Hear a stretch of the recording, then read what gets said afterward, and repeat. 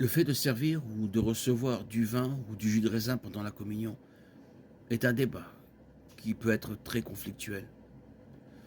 Les gens défendent leur position avec beaucoup de zèle. Et dans un effort pour défendre leur position, beaucoup semblent perdre de vue le problème plus important, à savoir ce que représente le liquide dans la coupe, le sang versé de notre Seigneur et Sauveur établissant la nouvelle alliance. Les Écritures montrent clairement que le vin était consommé à l'époque de l'Ancien Testament. Nous voyons pour la première fois son utilisation ou son mauvais usage lorsque Noé s'enivra et se coucha nu dans sa tente, Genèse 9, 21. Et plus tard, nous voyons le roi Melchisédek servir du vin à Abraham après son retour d'une bataille, Genèse 14, 17, 18. Dans Exode 29, 40, nous voyons Dieu ordonner l'utilisation du vin dans le cadre du système sacrificiel lévitique. Et lorsque David fut fait roi, ses hommes festoyèrent pendant 3 jours avec de la nourriture et du vin. 1 Chroniques 12, 38, 40. En fait, le psaume 104, 15 nous dit que Dieu a fait du vin qui réjouit le cœur de l'homme. Et nous voyons aussi le Seigneur préparer un jour un festin pour son peuple de nourriture riche, qui comprend un banquet de vin vieux, Ésaïe 25, 6. Nous voyons aussi les noces de Cana, que le vin a été transformé, l'eau a été transformée en vin, Jean 2, 1, 11.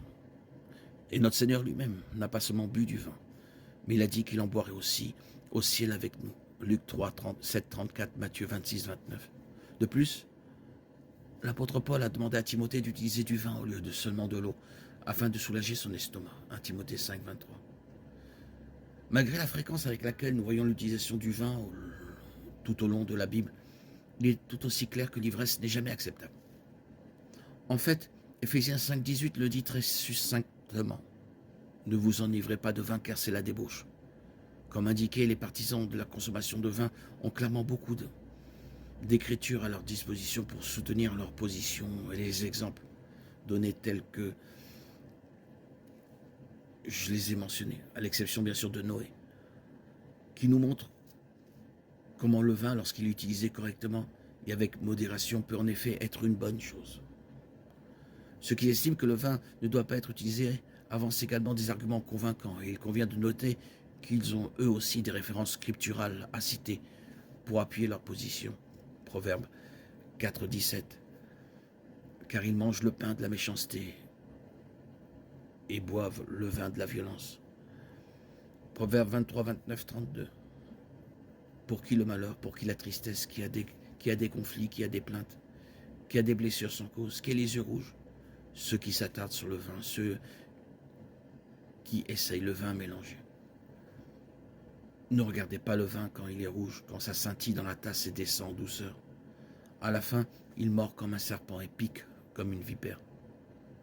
Nous voyons le Seigneur dire à Aaron que ni l'un, ni lui, ni ses fils ne devaient boire de vin chaque fois qu'ils entraient dans la maison.